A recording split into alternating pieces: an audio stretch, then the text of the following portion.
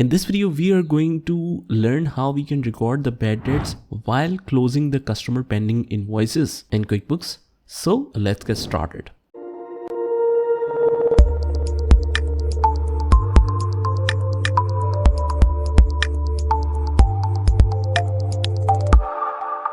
How we can record the bad debts in QuickBooks. So the method is very simple, but there is no direct treatment. We have to find a way around it. So let's get started. I'll go to QuickBooks and we will use the receive payment option to record the bad debts. Now you might be thinking that we are not receiving the payment. We are settling the bad debts as an expense, right? But because I want to settle the bad debts against the invoice and also I want to close all the invoices against that bad debt, that's why we are going to receive the payment so that we can settle each individual invoice when the bad debt is made. So let's see the transaction. And transaction says Ryan & Sons was unable to pay, thus treated as bad debts. So let's check the receive payments, and right here Ryan & Sons, as we can see that it has an opening balance, right? It's as of 1st of January 2024 and this is recorded as bad debts. So I'll check this invoice and it will automatically consider that all of this is paid. If you want to change the amount manually, you can change it right here. And this full amount is settled against the bad debt.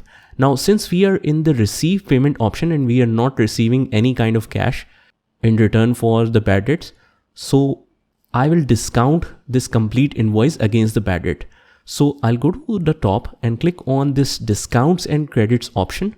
And here I'll just write down the amount which I want to discount, and that is 600,000.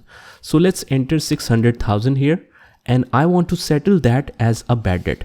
Now just see that whether you have the existing chart of accounts or not.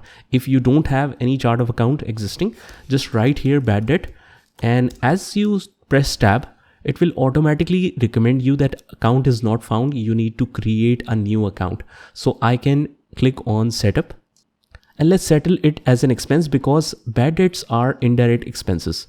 So let's select this and click on save and close and click done. So this is how you can settle it. Now let's press save in new. And now if I want to select Ryan & Sons, you can see that there is no pending invoice, and that is exactly what we want. So I'll just clear the customer from the bottom and let's go back to this specific entry to see the journal entry effect of it. So let's go to reports and click on transaction journal. Now, as we can see here that the bad debt is recorded as an expense debit against the account receivable, means account receivable is reduced. So not only this journal entry is affecting the accounts in a correct way, but it's also closing the individual invoice at the same time. So this is exactly what we want. The ultimate goal in any accounting software is to do a perfect journal entry at the back end, and however you do that treatment, it's up to you. So there are many ways of doing the same thing. You can use any one of them according to your company policy. So that's it, guys. This is how you can record the bad debts in QuickBooks against the customer pending invoices.